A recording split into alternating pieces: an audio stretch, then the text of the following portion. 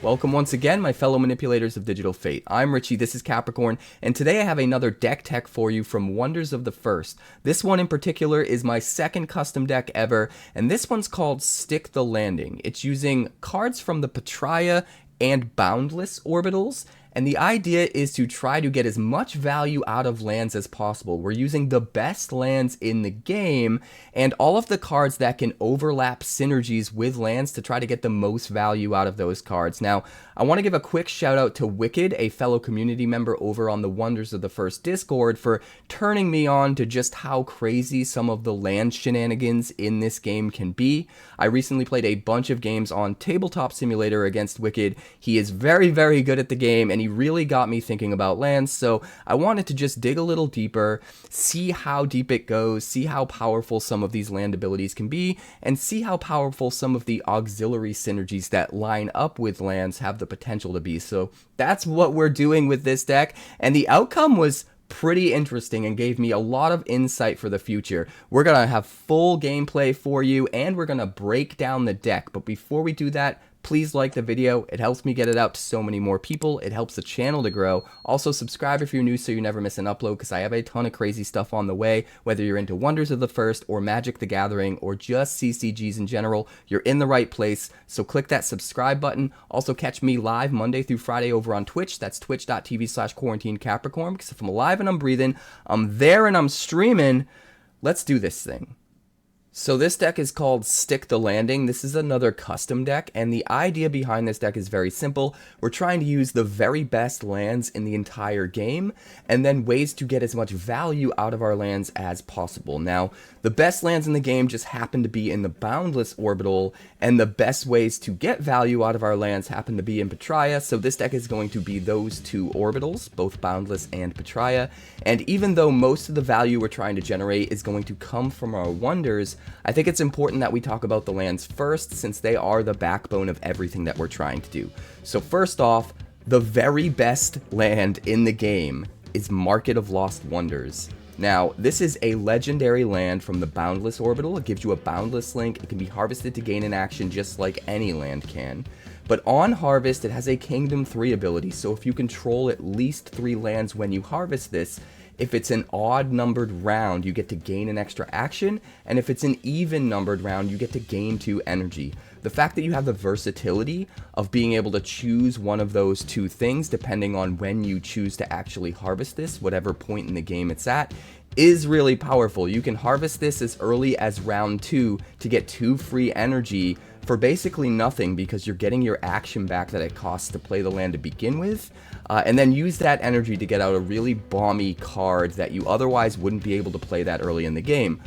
Or you could do something like save this for the very last round of the game, and if it's round 7, when you harvest this, you're going to get an extra action. So it's a way to get 2 actions out of just 1 land, which is super powerful. But I think it's the versatility of getting either of those things in the game, depending on what other cards you have and what's best for the way that your game is shaping out for you, I think makes that card really insane. The next most powerful land in the game is Indra's Citadel, because it is a 0-cost Boundless land, gives you a Boundless link, you can harvest it to gain an action, but on harvest, if you have Kingdom 3, if this is an even numbered realm, you gain an additional action. So unlike the Market of Lost Wonders, it doesn't care about what round it is, but it does care about what realm the Indra's Citadel is in. So you have to be careful to play this into realm 2, 4, or 6. It has to be in an even numbered realm. As long as it is, anytime you harvest it, you gain an extra action. And it's super easy to just make sure you play this to the right realm, as long as it's not round 1 and you have one unlocked. So you're almost always 99.9% of the time guaranteed to get 2 actions out of this, which essentially gives you a free action, because it costs an action to play it to begin with, and then when you harvest it, you get 2. So just getting a free action straight up is extremely powerful in this game, because actions just rule the day. And now the third best land is a Petraea land, and it's because of how good those first 2 lands are, and that's Ethereal Grove. This is a 0-cost primary land. with a 𝐻𝐴 orbital, it gives you a 𝐻𝐴 link. You can harvest it to gain an action, and on arrival, it has symbiosis with a land, which means it copies all of the abilities of a target land. You can even target your opponent's land if you want. So, if your opponent's smart enough to try to use the best lands in the game as well, even if you happen to not draw into them yourself, you could always copy their stuff with your Ethereal Grove. But obviously the best way to use it is to use it as another copy of Indra's Citadel, use it as another copy of Market of Lost Wonders, and get even more value. Just completely go over their head with value. Now, the other lands that we're trying to flesh out the deck with are just whatever lands have the maximum potential of giving us extra actions, because actions rule the day. So we're running 3 copies of Oakthorn's Elysium, which is a secondary land from the 𝐻𝐴 orbital, gives us a 𝐻𝐴 link, can be harvested for an action, and when you play a third 𝐻𝐴 land, you may untap this. And in similar fashion, we're also playing 3 copies of Celestium Heights because it does the same thing, but for boundless. If we play a third boundless land, we get to untap this. Now, the downside of using these cards in a 2-orbital deck means we're less likely to consistently hit a third land of a particular orbital to untap them. But what's cool about that in a way is if we do, it'll be the late game, right? A lot of times you have to worry about using like something like Celestium Heights or Oakthorn's Elysium earlier in the game. Make sure you use up your extra actions early, because you're just going to have to play out more lands and you're going to lose that ability to untap. It's not every third, boundless land or every third 𝐻𝐴 land, it's just the third. So as soon as you get to 3 and more, you basically lose that ability to untap those things. So if you can delay that, if you get to round 7 and you only have 2 Celestium Heights or 2 boundless lands in play, 2 𝐻𝐴 lands in play, then your Oakthorn's Elysiums and your Celestium Heights are still able to be harvested for actions and untapped in the late game, which I think is relevant. So even though the consistency of getting them to give you a third action goes down a little bit when you're in a double orbital deck, the chances of getting to use them when the actions tend to matter more towards the end of the game ends up going up, which is really, really interesting. They're also the only other cards in those orbitals that give us at least the potential to get extra actions, so we're absolutely going to play them and give us, auxiliary targets for the Ethereal Grove. The very last land we're playing is the legendary land from 𝐻𝐴. This is Cedar Shade Ruins, and this gives us a 𝐻𝐴 link, can be harvested for an action just like any land, and on Kingdom 5, which means we need at least 5 lands in play to activate this, wonders you control in this realm can't be nullified. And we do have a lot of wonders in this deck that give us value, give us abilities that have to do with our lands. So if we can be careful and play them into the same realm as a Cedar Shade Ruins so that they can't be nullified, then we make sure we don't lose access to a lot of our synergies with all of the land stuff that we're doing. But that's the land base. The wonders is where things get really crazy. So the vast majority of the wonders in this deck revolve around getting value from lands. And first we're going to talk about the legendary wonders, of which you can only have 1 each in your deck, because I think they are the backbone of some of the crazy stuff this deck can do. First off, we have Oroonoko, Nature's Firstborn. This is a 4-cost legendary wonder with 3 power. It does have a 𝐻𝐴 core, so you're going to need a 𝐻𝐴 land in play in order to play this. And on play, you put a growth counter on up to 3 target lands. They are legendary wonders with power equal to the number of lands you control. They're still lands. So since this deck is using a slightly above average number of lands, you're going to get more value out of Oroonoko than you normally would. And a lot of the wonders and other cards in this deck help us to get lands into play earlier or more consistently, so the chance for Oroonoko to just really go off is pretty high. It is important to try and save Oroonoko as a later play, because if you can come out of nowhere with 4 wonders all at once, and 3 of them are probably very high power, and just surprise your opponent, a lot of times that's too much gas for them to come back from. They just don't know how to deal with it. And you can just take over the board by doing so. The next one I want to talk about is Eye of Птра. This is a 3-cost legendary wonder with a 𝐻𝐴 core, so you're going to need that 𝐻𝐴 link in play from a 𝐻𝐴 land. It has 0 power, but it gets +1 for each land in all realms. and your lands can't be targeted by opponents. So this is important to note. It gets +1 for all lands in all realms, meaning even your opponent's lands are going to buff this up. So if you do happen to go up against another deck that is high in land density like this one, you can get even more value out of your Eye of Petrea, but obviously there's plenty of ways for this deck to just get lots of lands into play, and so that Eye of Petrea is going to get really buffed up and just be super powerful for relatively cheap. We also have the Great Varadan, which is a 7-cost legendary wonder with a Petrea core. It has 3 power, and on play you seek 1 a Petrea wonder. Repeat this in each other realm where you control a land. So as long as you're able to go wide and get a land into every realm, which this deck should be able to do pretty consistently, the Great Varadan can have up to 7 possible hits. You basically just look at the top 7 cards. Any of those that are Petrea wonders at all get to go out into a realm for free, which is nuts. Now you have to have a land in all 7 realms in order for it to actually hit all 7. And if you have less, you're going to hit less. But no matter what, even if you don't have full 7 lands in 7 realms, you're still going to get a lot of value out of the Great Varadan in this deck just because we have more lands and because we are very, very heavily skewed towards Petrea wonders more so than Boundless wonders, even though this is a 2-orbital deck. We also have Verdantia of Petrea, and she's pretty nuts. She is a 10-cost legendary wonder with a Petrea core. She has 6 power, and whenever you harvest, you may put a +1 counter on each Petrea wonder you control. So go as wide as possible with your Petrea wonders, and then if you get Verdantia out later in the game, and if you've waited to harvest your lands as long as possible, which I think most of the time you probably should, there's definitely situations where you want to harvest early and get your actions if you can use them to get way ahead of your opponent, but for the most part you probably want to save them for later in the game when they're more useful.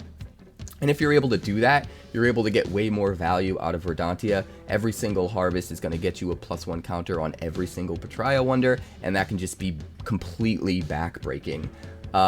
Then, let's talk about the stuff that's coming out early. So first of all, we have 2 copies of Caroline Candle. She is just a 2-cost primary wonder with 1 power, doesn't need a core, and on arrival you create a 2-power Bella token wonder in target realm. She's not like super synergistic with everything that we're trying to do with the lands, but she does go wide with a Petrea wonder. You get 2 wonders in potentially 2 different realms, so that if you were to use the card we were just talking about, you'd have more bodies to buff up with those counters. But most importantly, this is just a good 2-cost wonder that you have the chance to get out as early as round 1, and we do need a few cards like that in this deck. But the other ones that we have that curve out at those spots are actually much more skewed towards our synergies with lands. So the first one I want to talk about is Pathfinding 𝐿. This is a 1-cost primary wonder with just 1 power, which seems not that great, but the catch is whenever a land you control arrives in this realm, you put 3 +1 counters on this. So if you can get a Pathfinding 𝐿 out early, every single land you play to the same realm as the 𝐿 is just going to buff up the 𝐿 to insane heights and basically make it so that realm is unobtainable from your opponent's perspective. So yeah, use the Pathfinding 𝐿 just right and it can be insane, but it's also another thing we can get out pretty easily, pretty effectively as early as round 1. It is important to have some wonders in the deck that can come out on round 1 consistently. And the last wonder that can do that is the Chieftain 𝐿, which is a 3-cost primary wonder with 2 power.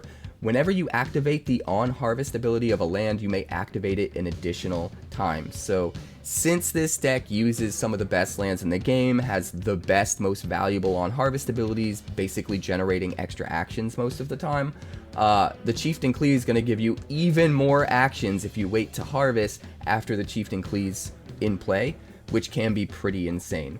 In addition, we've also got 3 copies of Commanding Croak the Leader, a 3-cost secondary wonder with 4 power, and has a tap-free ability to seek 5 a land. Because of our high density of lands, it's almost always going to hit. Basically, you look at the top 5 cards of your deck, any land you find, you can take it, put it into play in the same realm as Commander Croak for free, And because the entire deck gets value off of lands, that is an insane amount of value in a deck like this. And it's a tap free, so it doesn't even cost an action to use it. Command & Croak is nuts. In addition, we've also got 2 copies of Tony Fortune Hunter Thickfur.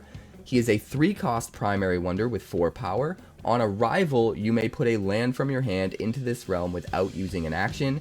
And he's also attuned Pariah. So as soon as you have enough energy to drop Tony, you drop Tony instead of dropping the land, and you get the land with him for free. It's just even more ways to get free value and synergize with all of our land shenanigans if we have extra lands in our hand, which is amazing. But the fact that he's attuned Pariah as well, as long as we already have a Pariah link in play, we're not even going to have to use an action to play him.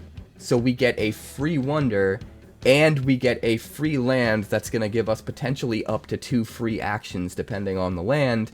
He can just be an insane amount of value as long as he's used appropriately.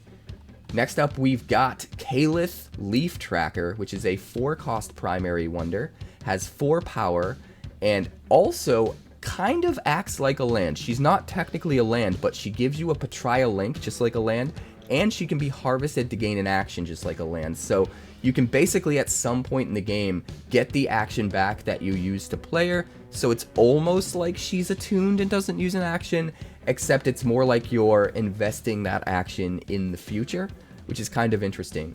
But on play, you may tap or untap target item or land. So if you have one of your really good lands out that's going to get you value off harvesting it, and then you harvest it, you can play Calyth, untap it to be able to harvest it again to get even more value. But you can also use it to get rid of some of your opponent's value if they're trying to do similar things by tapping it down. So pretty interesting card.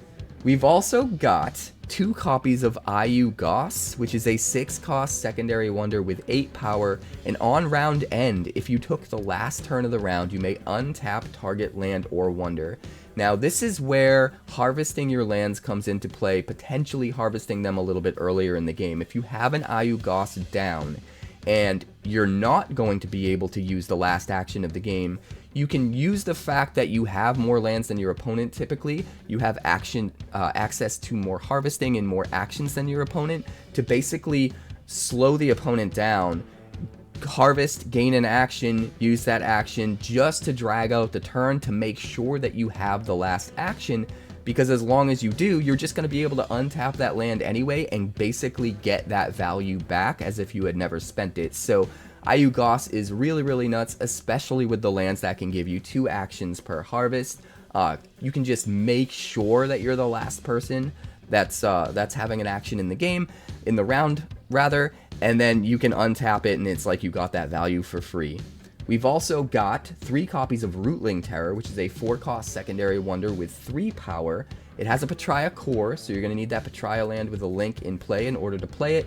It has Symbiosis, which means it can copy the abilities of anything with the same power, and on arrival you put up to 3 -1 counters on target wonder.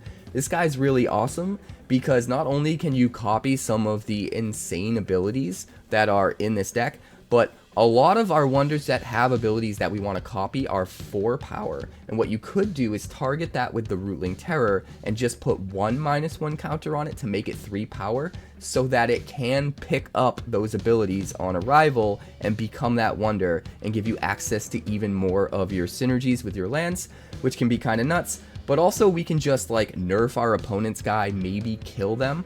It's important to note that if a wonder goes to 0 power, they do not die, they do not go to the abyss. They're still in play in the realm, they just don't contribute any power to combat. But if they go to -1 or less, they do die and go to the abyss. So if you hit a wonder with power 2 or less, with the Rootling Terror, it will just die, or you can just nerf one of their wonders by 3 power and copy a different wonder to get more value, and maybe put this in a realm that it's not even giving the -1 counters to, so that you can effectively change the power in 2 different realms in a way. So there's just a lot of versatility to the Rootling Terror, and I think it's a really good addition to this deck.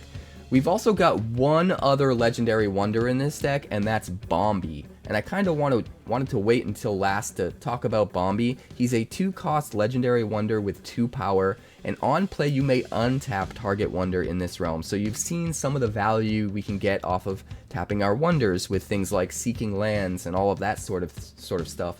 Bombi lets us just reuse that stuff again, which just gives us even more value. So I think Bombi's really good, but it's also another way to add to the consistency of things that we can play as early as round 1. We don't really want to play the Bombi on round 1. We want to save it until its on play ability is useful. But if we're desperate and we need to make sure we play something so that our opponent doesn't get a tempo lead early in the game, we do have the extra option of playing Bombi as well. In addition, we've got 2 different boundless wonders in this deck. Only 2. We're trying to stay as consistently 𝑃𝐻𝑟𝑎 as possible because one of the lands we talked about earlier is specifically seeking for 𝑃𝐻𝑟𝑎 wonders to put them out. But there are a couple that are definitely worth playing, and the 2 that we're playing are hyper focused on interaction with our opponent and trying to prevent some of the crazy stuff they might do. Just kind of try to cover our butts. The first of which is Sirius Aetherblade, which is probably one of the best wonders in the game and kind of insane. A 4-cost primary wonder with 4 power, and opponents' items with cost 2 or less and enemies with cost 2 or less are nullified. Being able to take away literally all of the text, all of the abilities of everything your opponent has on their side that costs 2 or less, well, not lands, but every single wonder, every single item that costs 2 or less just has no text box, can be insanely backbreaking for some decks, and even for the decks that it's not insanely backbreaking for, it's definitely still going to be effective against. I think Sirius Aetherblade is going to be kind of a core card in the meta moving forward as soon as this game releases. He's just that good, and until you see him in action, especially against the decks where he's really best against, it's hard to understand just how good he is. But he's super important for shutting down a lot of crazy, ridiculous synergies that can completely overwhelm you and take over the game. So just an amazing card. And the other final wonder, a boundless wonder that's hiding behind my camera here, is Nexus Phasebringer, a 4-cost primary wonder with 2 power, does require a boundless core, but on arrival, you may banish target item, then in target realm create a token copy of an item in banishment. Also on Ascend, it gets +4.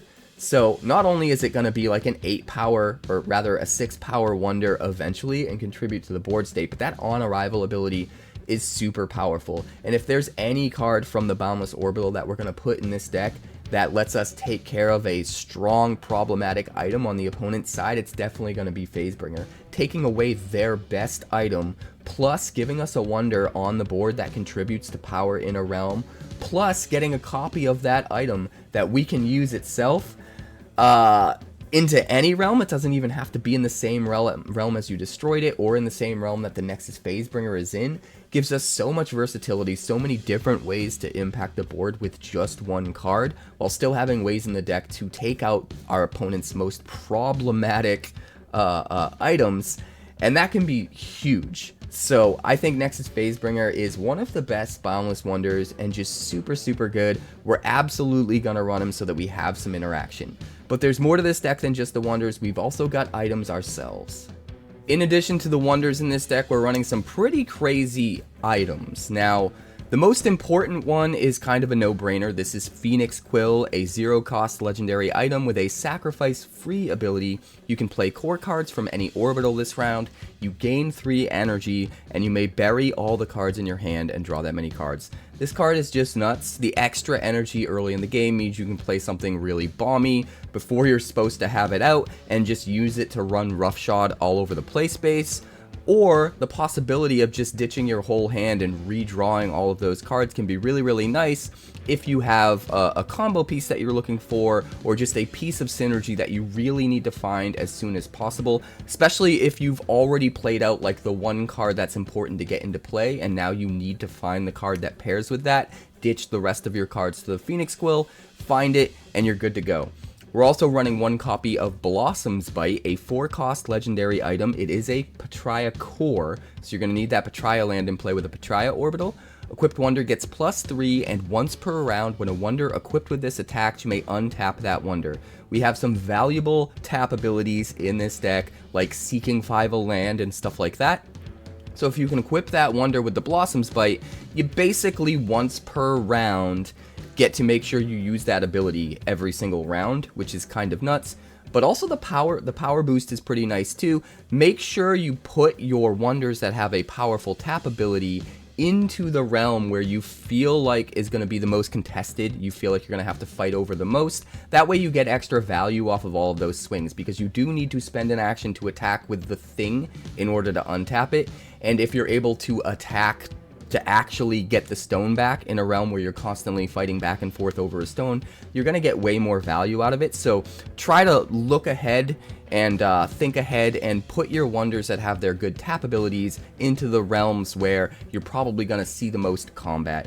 We've also got one copy of Azure Vault, which is a 2-cost primary item. Your lands and items not named Azure Vault can't be tapped, targeted, destroyed, nullified, or controlled by opponents or opponents' cards. So in this deck, because the lands are so important, slamming an Azure Vault down and locking everything down and making sure your opponent can't mess with any of your synergies can be super important. That being said, once we have one, that's all we need, so I didn't want to run the risk of including multiple copies and potentially having a dead card in our hand, but we are absolutely going to run the one. And then the other key item in this deck is hiding behind my camera. It is Verdant Mace. This is a 4-cost secondary item, and whenever a land you control arrives, you put 2+1/+1 counters, 2+1 counters on Equipped Wonder. So this card's super good in this deck because we are constantly trying to find lands and put them into play.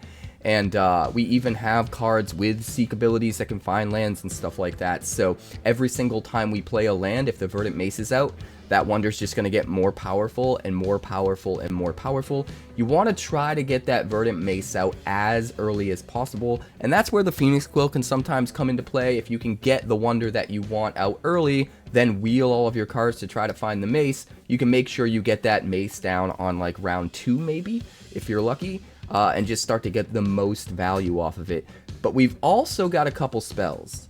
Just 2 spells in this deck. We have Seer's Gaze and Divine Breach. Now, Seer's Gaze is a secondary spell that costs 2 energy, and you draw a card for each untapped land you control. And this is the main reason that we want to try to wait as long as possible to tap our lands, because if we can manage to get all of our lands out, and then Seer's Gaze to draw a ton of cards for basically just 1 action, instead of having to spend an action for each of those card draw, it can be absolutely insane. And then we can tap all of our lands, harvest them, gain a ton of actions, and then just be able to go nuts playing pretty much anything and everything we want. We are going to need the energy, but still, just having that much gas later on in the game can be absolutely insane. So we're going to run all 3 copies.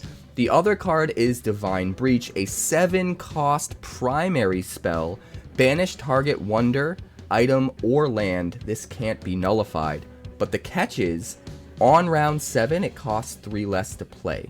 So mostly what we want to be doing throughout the entire game is just curving out with all of our insane lands, our insane plays, and then try to kind of win in round 7.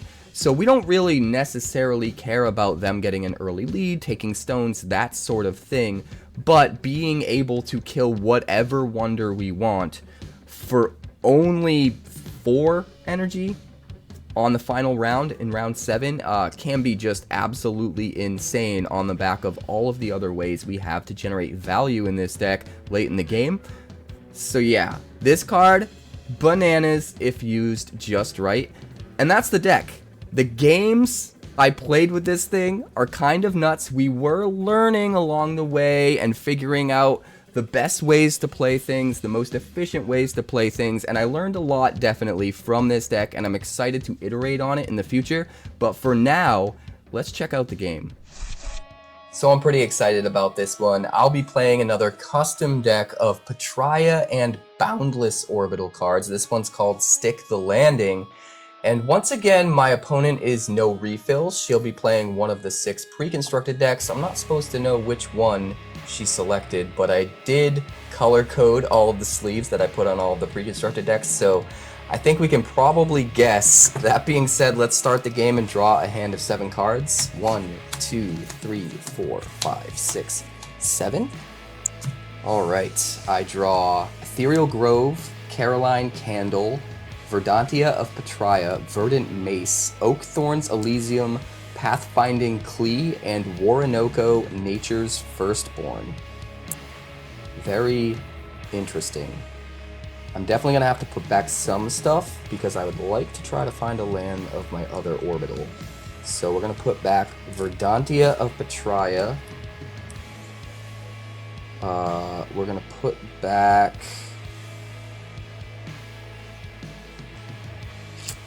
I guess we put back Caroline Candle. And we will put back the Verdant Mace. It's much better to make sure that we get the early plays we need rather than be greedy and try to keep all the good stuff. So I'll redraw 3 cards after mulliganing away up to 3 from the opening hand. I draw Pathfinding Ǩli, 𝐢𝐽𝐽, and Rootling Terror. I will be on the play. I'll start by spending an action to not spend an action because first we get to draw a card for the round. I draw a Sirius Aetherblade. Then I will spend an action to play Oakthorn's Elysium into Realm 1. It is a 0-cost land with a Petraea link. I can harvest it to gain an action, and when I play a 3rd Petraea land, I may untap it. Pass to you. I will spend an action to play a 𝐴𝑉𝒄𝒄, and on play I may look at the top card of my deck, put it back on top, or bury it. Glorious. Choosing to bury it? Mm-hmm. Alright. So it will be my turn now.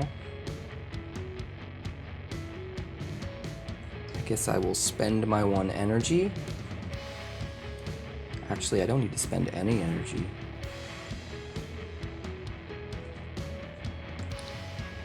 I'm going to play a Pathfinding Ǩli into Realm 1. It is a 1-power wonder that costs 1. Since I have the Petraea link, I don't need to spend any energy at all. And whenever a land you control arrives in this realm, put 3+1 counters on this. If I was smart, I would have actually played that first, since I didn't need the cost reduction. But I wasn't smart, so I played it second. Pass to you. I'm going to spend no energy in 1 action and play a Ronade Hopmaster. Of course you did. On arrival, it has an ability.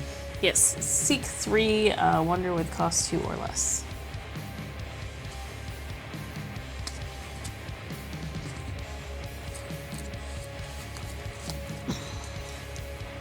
Did you find one? Yes.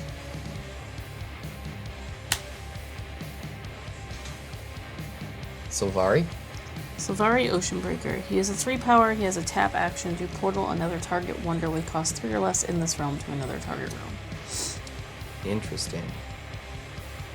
Alright. So I have 1 action left.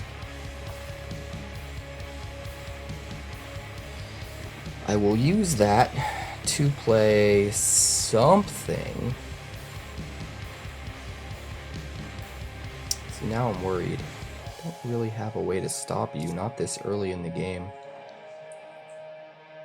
Do I really want to put all of my...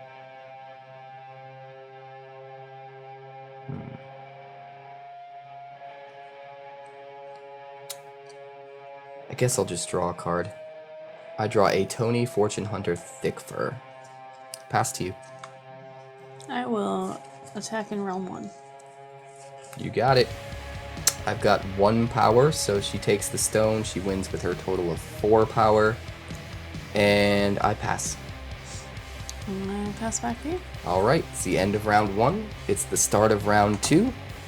Man, I really should have just played that Pathfinding Ǩli before playing the land. I'm a dummy. We go back up to 3 actions. 2 realms are unlocked. The second stone is up for grabs, so we go up to 2 energy for 2 realms being unlocked. She controls one of the stones, so she has an extra energy. She'll be at 3. We draw a card for the round, and I draw a Bombi. Alright, time to make things happen. It's time to make things happen.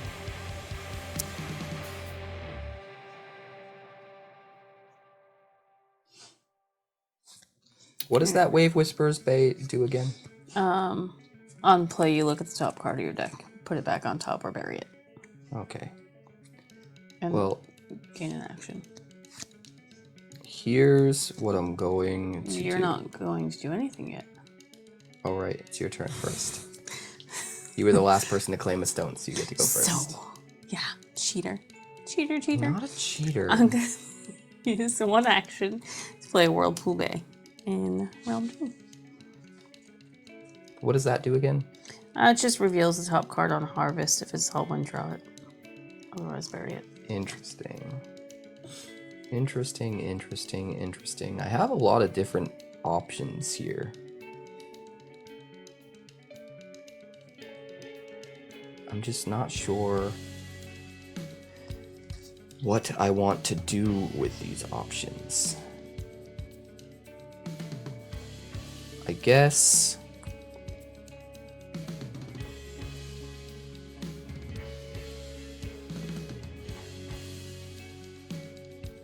we'll go with...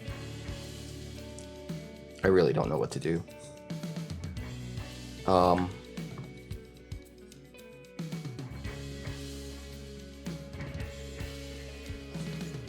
Alright, I'm going to spend both of my energy and one of my actions, go down to 2, to play a Tony Fortune Hunter Thickfur into Realm 1.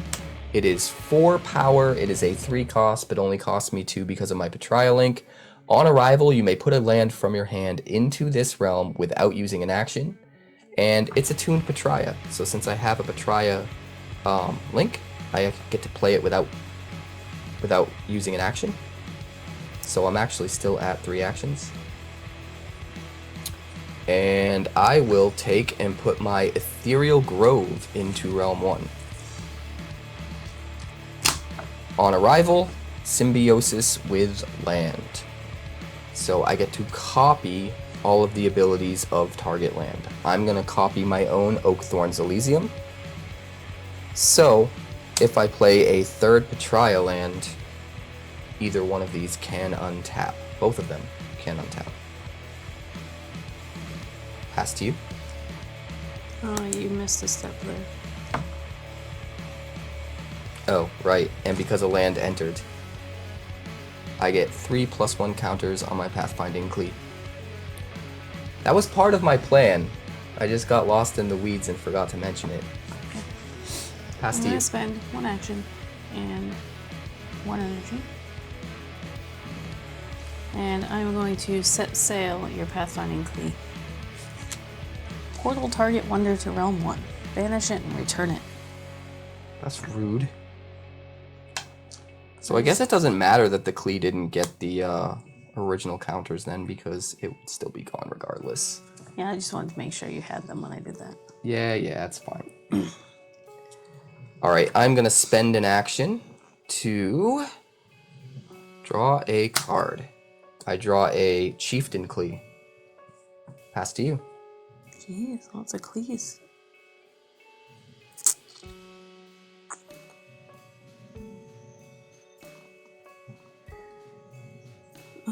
It's true.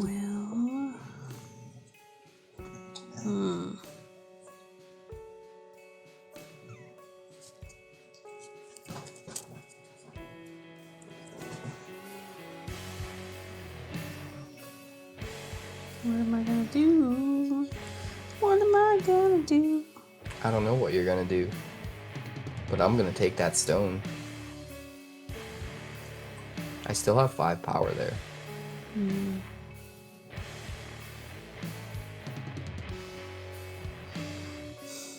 As awesome as that play was, it might have been better to save that for later. I use my last action. Tap action. To portal. To portal my 𝐼𝐽𝑒 to realm 2. That's actually not awful. You get to re-trigger the on arrival ability and seek 3 a wonder that costs 2 or less. Mm-hmm. Nothing? Well, Bummer, dude. we can take the stone anyways, so. I am gonna spend an action to draw a card. I draw an Eye of Petraea.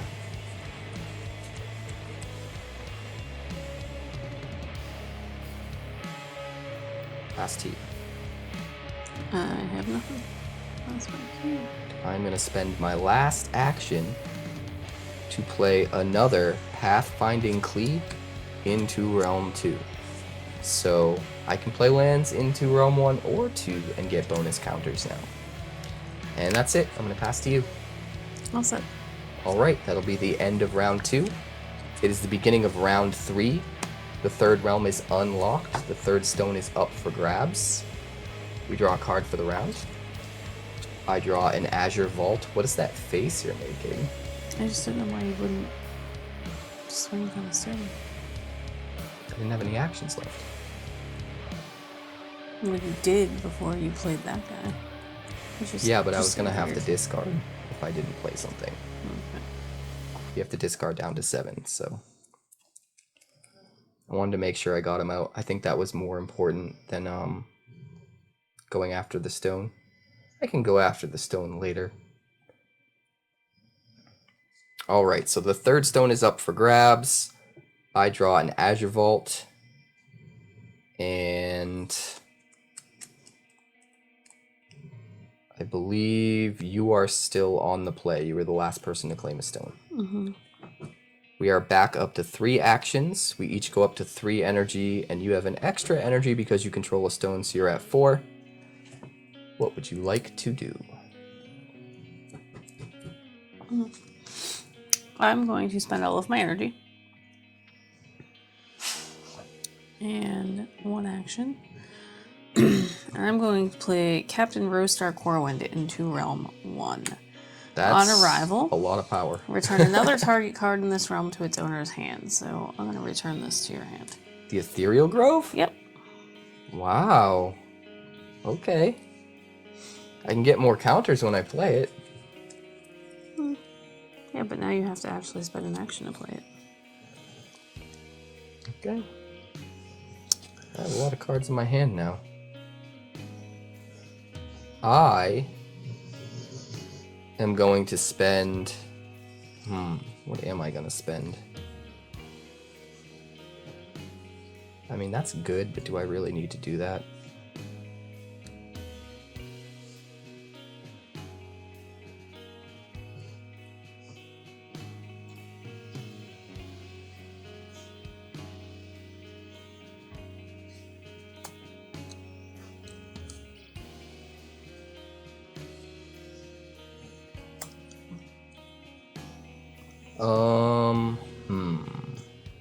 Let's see.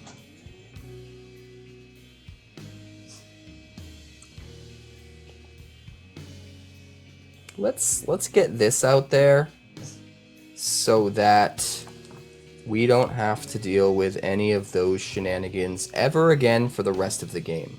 I'm going to spend 2 energy, go down to 1, and one of my actions go down to 2 to play an Eye of Petraea into Realm 3.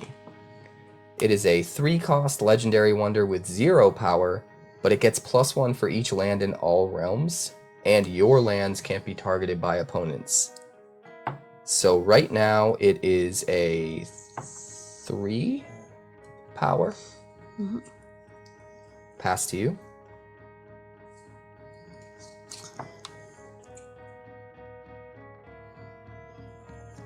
I will draw a card. Alright. I am going to spend an action, go down to 1 to attack in Realm 3. Okay. I will take the stone. Pass to you.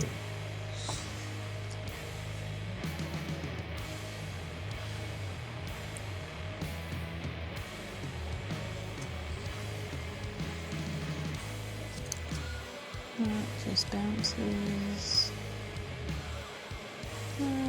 I'll just draw another card.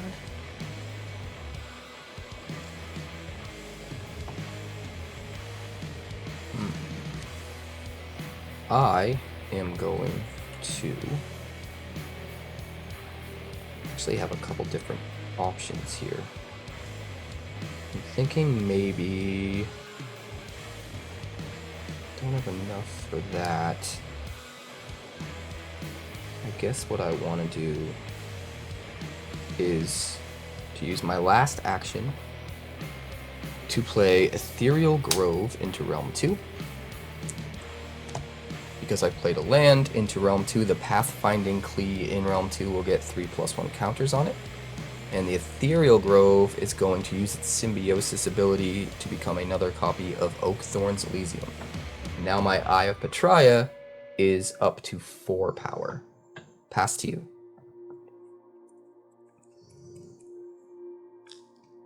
Oh, it includes my lands. I was like, Correct. It's only 2. I have no more actions. Pass back.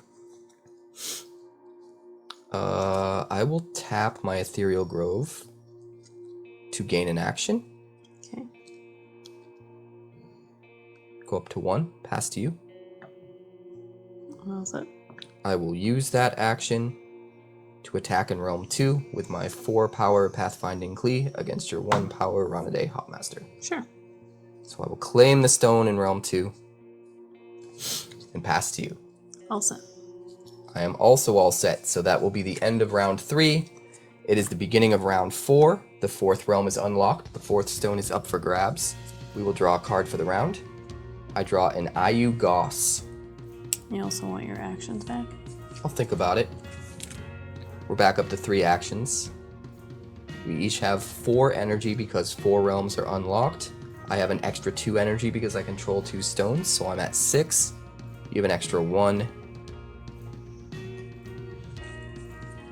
And I am on the play since I was the first, or rather the last person to claim a stone.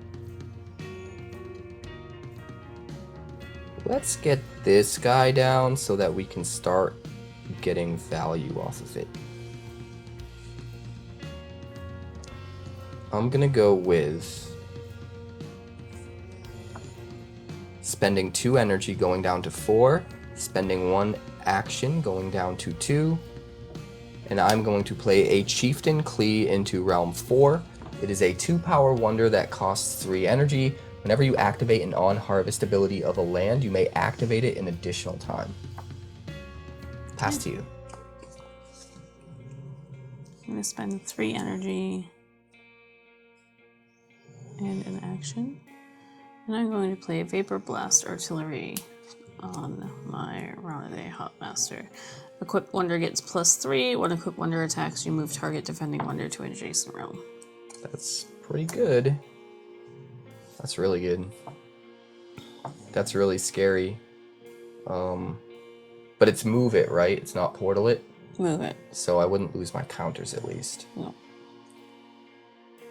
Alright, well, let's see. We've got 4 energy left. How much does the Vapor Blast Artillery cost?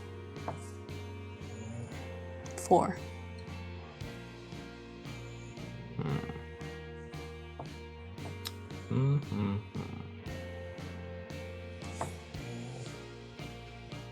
There are some interesting things I could do right now.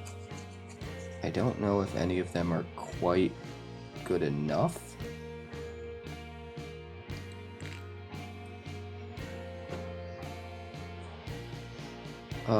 Let's go with... We really need to figure that out, don't we? Yeah. I'm gonna spend an action, go down to 1 to draw a card.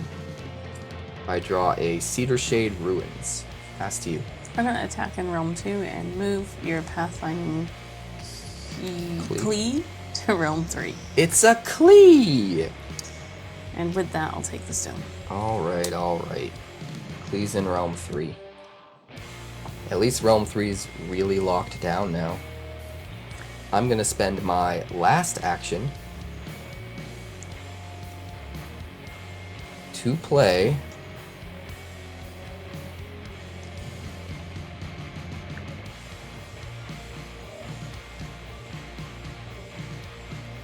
I'm going to play a Cedar Shade Ruins into Realm 3 as well.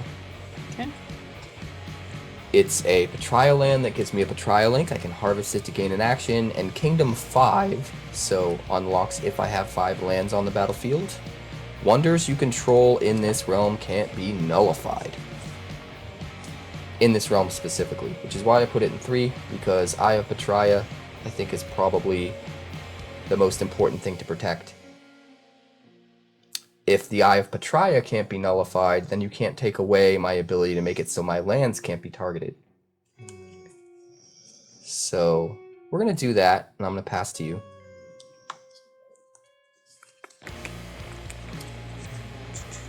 Oh, and I get to untap this because I played a 3rd Patria land. Oh, I should have tapped my Elysium first. I wasted that extra action.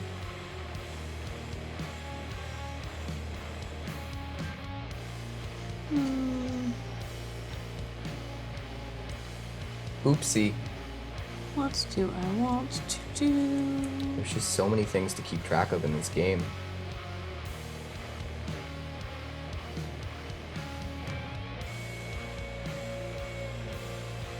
Well, just to use up some energy here.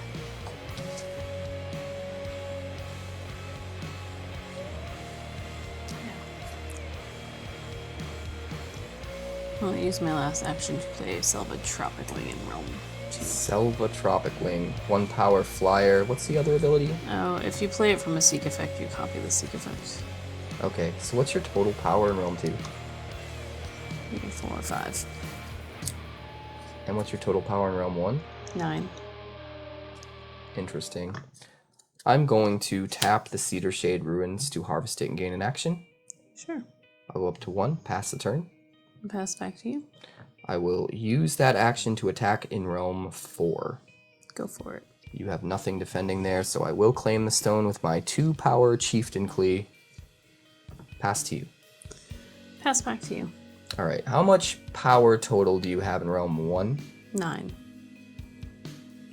I have 5.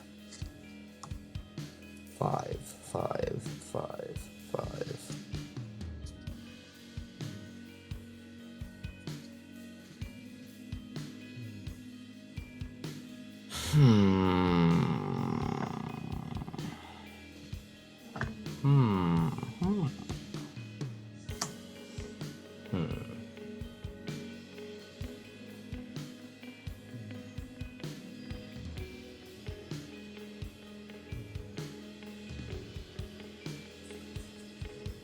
I think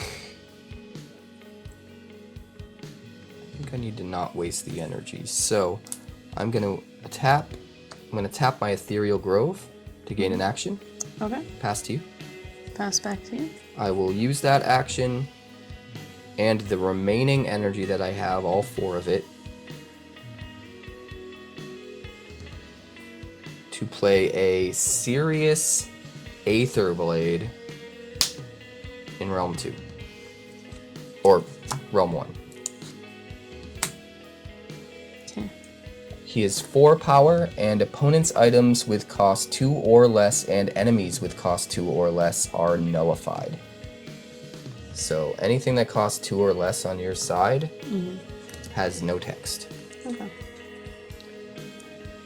It looks like it doesn't really affect too much. Selva loses her flying ability. If 𝐼𝐻𝐻 gets portaled or whatnot, she won't trigger her abilities. That's probably it for now.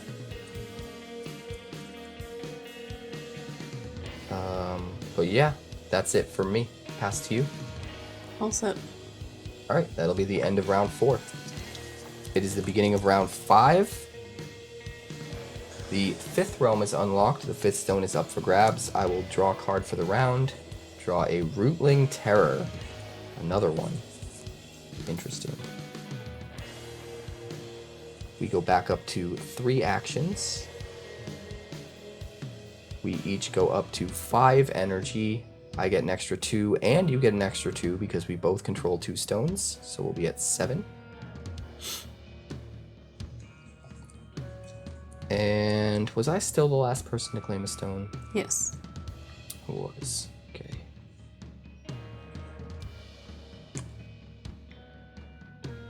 I really need to do a thing. I could do that.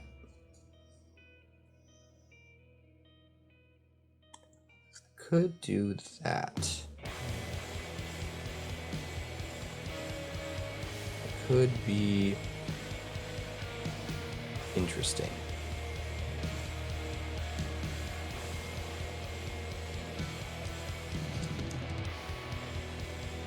All right. Let's do this. Let's do this. I'm gonna spend 5 energy, go down to 2. Okay. And 1 action to play 𝐖𝐢𝐽 into Realm 5. It is an 8 power wonder, and on round end, if you took the last turn of the round, you may untap target land or wonder. Okay. Pass to you. I'm gonna play a Wave Whisperer in Realm 3. And I'm gonna look at the top part of my deck. And I'm going to keep that where it is. Sounds about right.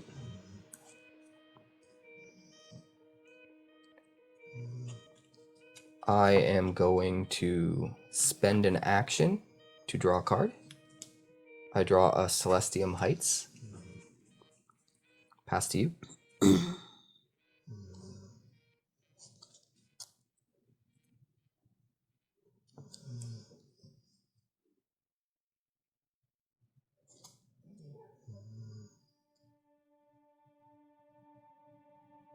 Not sure what to do.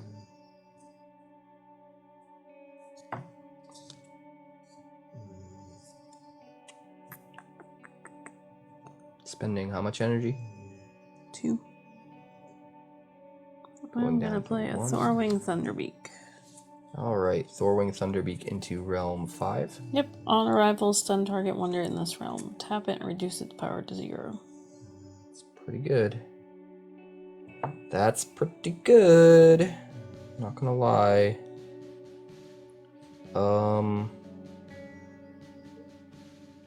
Well, that's tricky. I guess I should have attacked with it while I had the chance.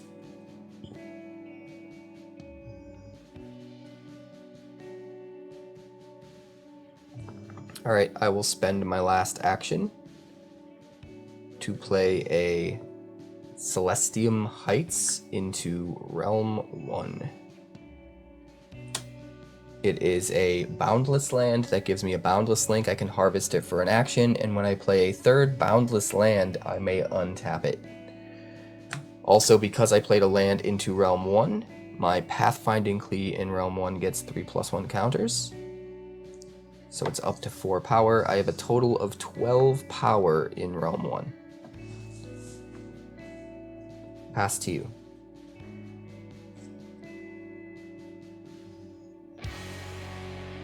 I will attack in Realm 5. Okay, attacking in Realm 5 with 3 power against my 0 because you stunned him and you claim the stone. Are you going to fly anywhere? Nope. Alright, staying in Realm 5.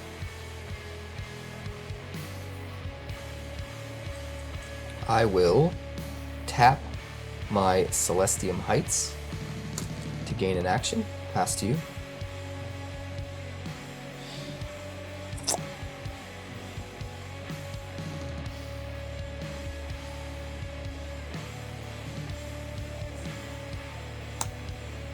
Pass back to you.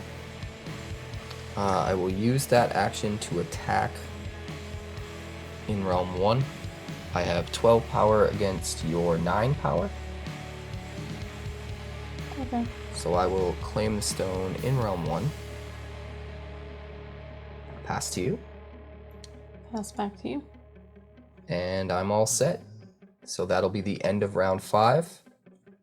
𝐢𝐽𝐡's ability is going to trigger on round end. Since I took the last turn, I will get to untap a land. We're going to untap...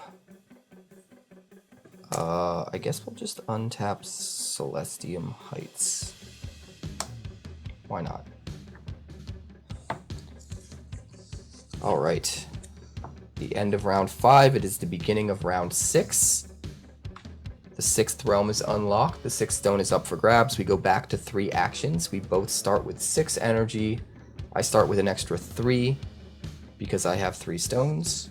You start with an extra 2 because you have 2, so you'll start at 8. We draw a card for the round. I draw an Oakthorn's Elysium.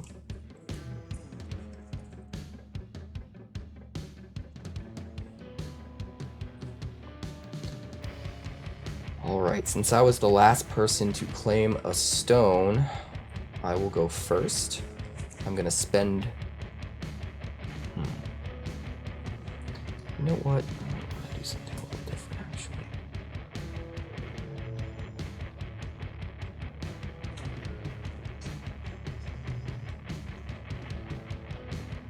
Yeah, that's what we're gonna do, I think. That's what we're gonna do.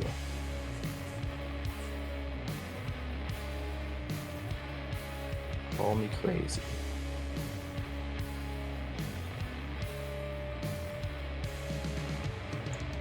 Call me crazy.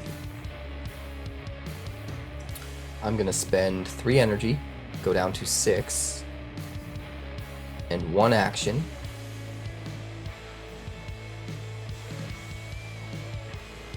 Pretty sure this works that way. I'm gonna play a Rootling Terror into Realm 6. It is a 3-power wonder. It has symbiosis, which means it can copy all of the abilities of a wonder with the same power. And on arrival, put up to 3 -1 counters on target wonder. What I'm gonna do is I'm gonna put 1 -1 counter on my Tony Fortune Hunter Thickfur, which makes him 3 power, so that my Rootling Terror can target him with symbiosis and gain his abilities. Which means that on arrival, I get to put a land from my hand into this realm without using an action. It's too late to gain the Attuned, because I've already played it. But I will, does it say into this realm? Yes, into this realm. So that's kind of a bummer, but that's okay. Put an Oakthorn's Elysium into play in Realm 6 for free. And pass the turn.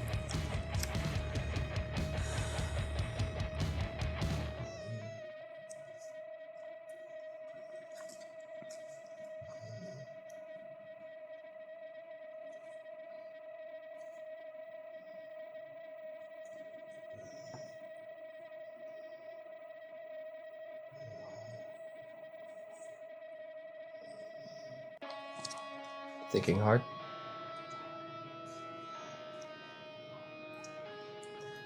Okay, well, I'll use 1 energy. And 1 action, and I'll play Selva Trapper Wing in round 1. Selva with flying. No flying. Right, it gets nullified by Sirius. Yep. Crazy. Alright. I am going to spend 5 energy, go down to 1, and 1 action, go down to 1, to play a 6-cost 𝐖𝐬𝐽𝐡 into Realm 2. Sure.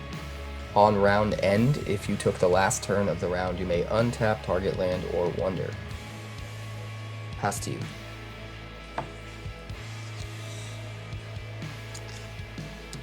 Spend 1 energy and 1 action. And play a Kid Wind Whisper in round 1. got a lot of the things you wanted to seek for in your hand. I am going to spend my last action. How much power do you have in Realm 2? 5. Yeah, I'll attack in Realm 2. Sure. Take the stone there. My 8 power against your 5. Pass to you. I'm going to attack in Realm 1 with 12 against your 11.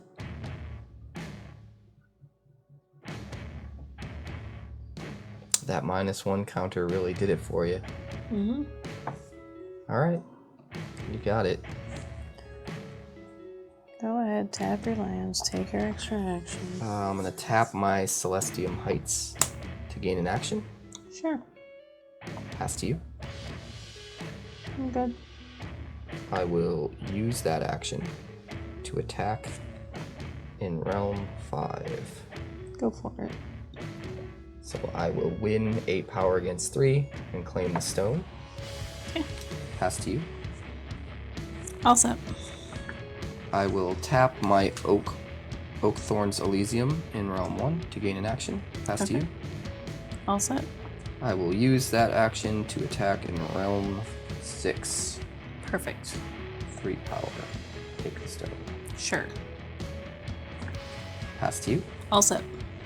I'm also all set. So that will be the end of round 6. I will get to trigger 2 𝐖𝐢𝐽 abilities on round end. If you took the last turn of the round, you may untap target land or wonder. I'm going to untap, I guess the Cedar Shade Ruins, just to make things easier, and the Ethereal Grove, which is a copy of an Oakthorn's Elysium. Alright, it's the beginning of round 7. The 7th realm is unlocked. The 7th stone is up for grabs. We go back to 3 actions. We each go up to 7 energy. I have an additional 5 energy because I control 5 stones. You have an extra 1. Mm-hmm. So I'm at a whopping 12. Good God. 12 energy. We draw a card for the round. I draw a Phoenix Quill. Okay. Alright, I get to start, so I am going to spend my first action to draw a card for the round. Okay. I draw a Tony Fortune Hunter Thick Fur. I'm going to go to 4. I'm going to spend 1 action. I'm going to play the Wind Reaver in Realm 7, sure. On play, gain control of target enemy wonder this round. You're taking which guy? Sirius? Yes. No, he goes into Realm 1. He stays in the realm he's in. He doesn't move to a different realm. It just says gain control. Yes. Go wherever I want. So your items with cost 2 or less and enemies with cost 2 or less are nullified. Yep. It doesn't do anything to counters, but that won't trigger anymore to get more counters. You said cost? Yeah. Cost 2 or less? Mm-hmm. Do I have anything else that's cost 2 or less? I guess it's just the Pathfinder Cleese. And items as well, of which I don't have any out yet, but there were definitely some I was planning on trying to utilize. Alright, pass to you. I am gonna have to pull the trigger sooner than I wanted to on this. Let's spend 1 action and 3 energy. Go down to 9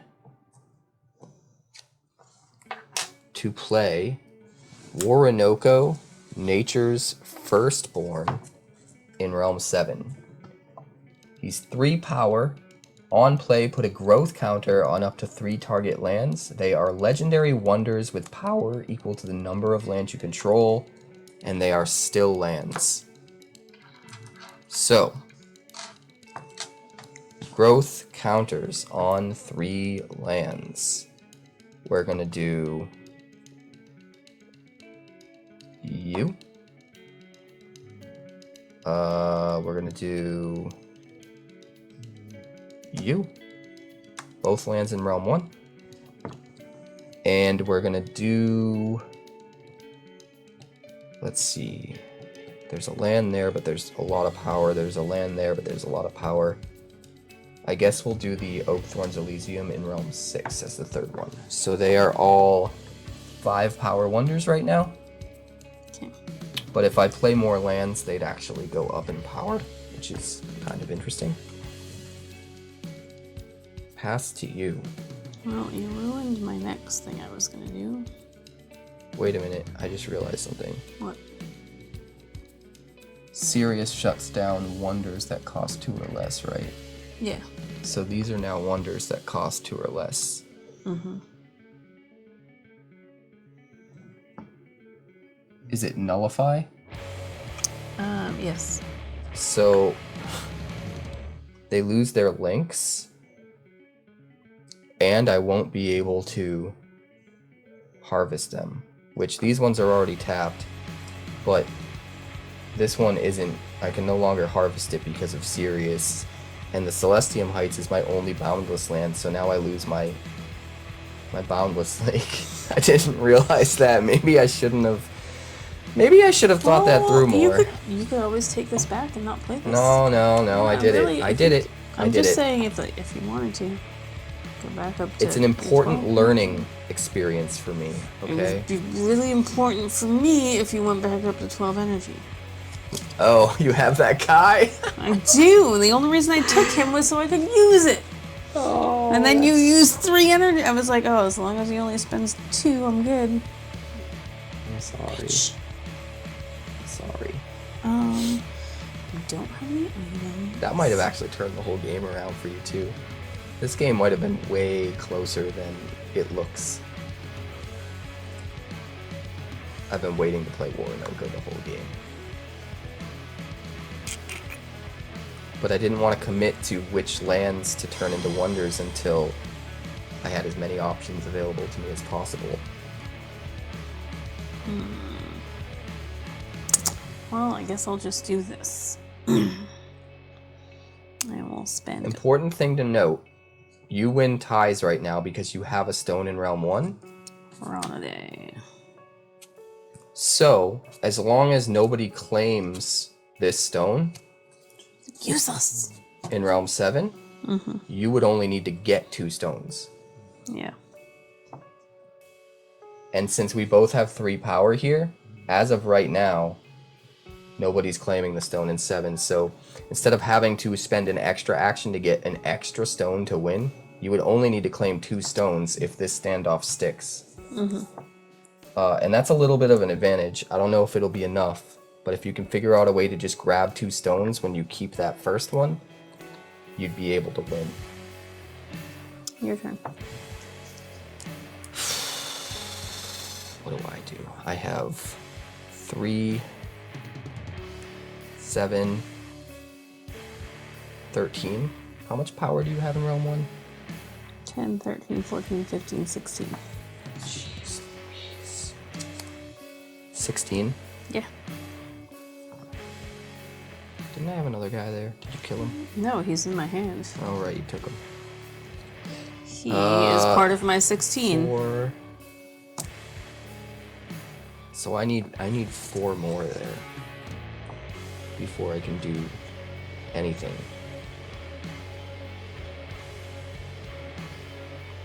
Guess I could try.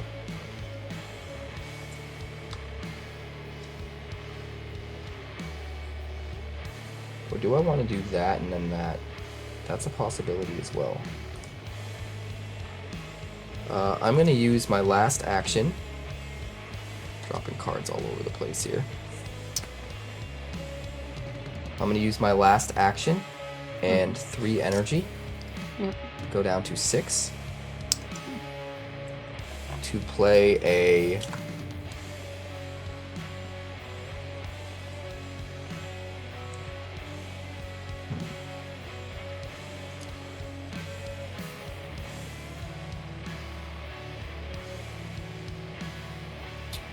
Actually, this is kind of nuts. I'm gonna play a Rootling Terror into Realm 7. Its Symbiosis ability is going to copy my 𝐻𝒂𝒂. Okay. Oh, that's not gonna matter because it's on play and it's no longer being played. On play, it happens as it leaves your hand, whereas on arrival happens when it hits the play area. So it's too late to trigger an on play. So maybe I don't copy 𝐻𝒂𝒂. Do you have any 3-power wonders? Oh, Thorwing. Thorwing. Yeah. Oh wait. Copy Thorwing. You have a Wind Reaver. Copy Thorwing. Wait, am I only allowed? I don't remember if Symbiosis you're allowed to copy other people's things or just your own. I feel like it's gotta be just your. One of these says what it is. We're gonna play it. We're gonna play it that it's just your own, but it's possible you could copy. Let it be noted for the record that if I could copy her stuff, if I can, and I'll put this in a comment later on if we figure out differently, I could copy the Wind Reaver and then steal one of her wonders. But for now,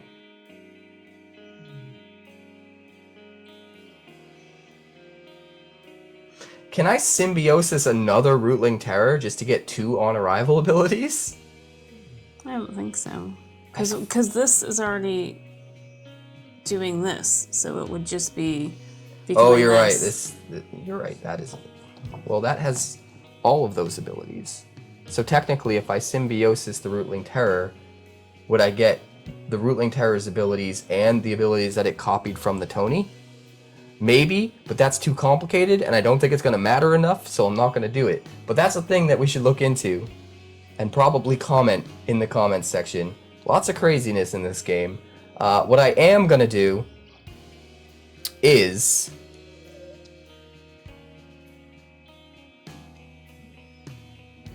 what I am going to do is what I am going to do.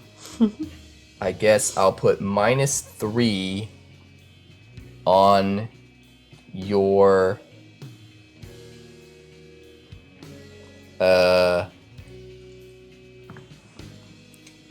Caden to kill him.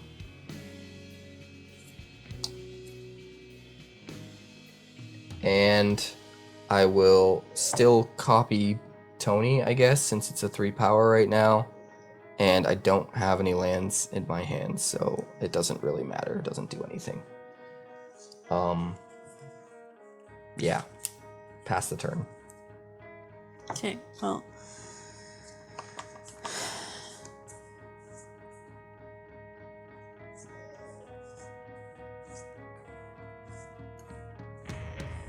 She doesn't know what to do.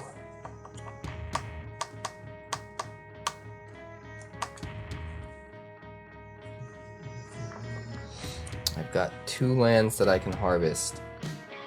And only 2. Because this one's shut down by your Sirius. That is actually my Sirius. That sounds pretty serious. Okay. I'm gonna harvest my 𝐕𝒂𝒄𝒄 to gain an action. Yes. And then, does it have a trigger on harvest? No, it's this one that does. Okay. Pass to you. I guess I will have to harvest my Ethereal Grove to gain an action. Pass to you. I will harvest my 𝑊𝒄𝒄 to gain an action, and also, motherfucker, you're not helping. Draw a card. Well, reveal the top card, and if you still win. Yeah. I'm going to harvest my Cedar Shade Ruins. It's worth noting, too, that I do have Kingdom 5 turned on now, so the wonders in Realm 3 cannot be nullified. Glorious. To gain another action, so I go up to 2 actions. I will harvest my 𝐕𝒂𝒄𝒄 to gain another action. You've got more actions than me. That's kind of dangerous. I guess I should try to take what I can. How much power do you have in Realm 1 now? 14? Yes. That's a problem. I still only have 13. I don't think I can take Realm 1. I think it's going to take too much to do it. Although... Ooh, I got it. Okay. No, I don't got it because you have a Sirius. Ah, can't believe you stole that. Ruined all my plans.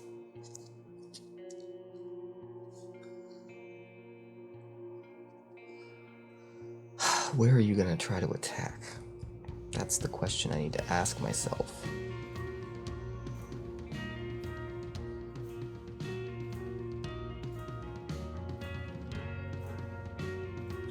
I don't know. I guess I'll just play it safe. I'm gonna spend 1 energy, go down to 5. Mm-hmm. And 1 action, go down to 1. Okay. To play an Azure Vault into Realm 5. Your lands and items not named Azure Vault can't be tapped, targeted, destroyed, nullified, or controlled by opponents or opponents' cards. I'm going to spend 2 energy, go to 1. 1 action. I'm going to Arcane Grasp your Azure Vault. Arcane grasped it. Gain control of target item and untap it. Sacrifice it at end of round. You're a jerk. Pass to you. Yeah, and it's not protected. My Eye of Petraea makes it so my lands can't be targeted. And the Cedar Shade Ruins makes it so that the stuff in Realm 3 can't be targeted. Or rather, can't be nullified. That doesn't matter. Dang. I guess I use my last action to attack in Realm 7. Okay. 6 power against your 3. I take the stone. And the rest is up to you. Whatever you got is what you got. I got nothing. Alright. I'm going to spend an action. No energy. Play Karis Mistral in Realm 5. Okay. And then I'm going to pass to you. I pass back. I'm going to tap free, stun this guy. Alright, so he's down to 0 power. Okay. I'm going to spend an action to attack in this realm.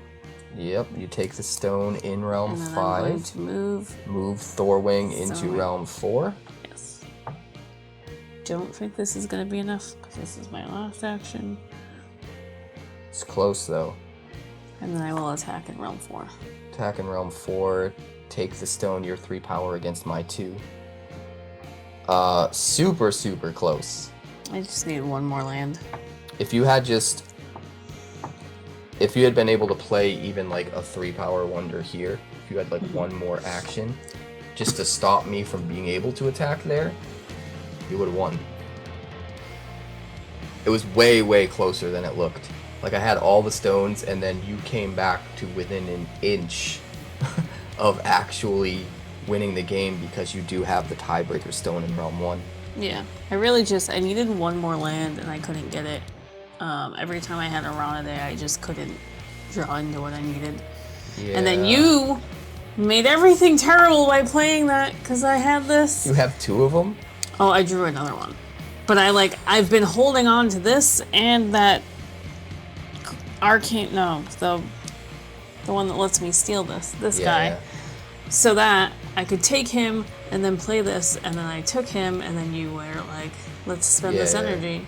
I have some pretty cool items in this, but this deck does not use nearly as many items as some of my other decks. So, managed to make it work, but it was one hell of a game. I'm terrified of when you start making your own custom decks. We should avoid that.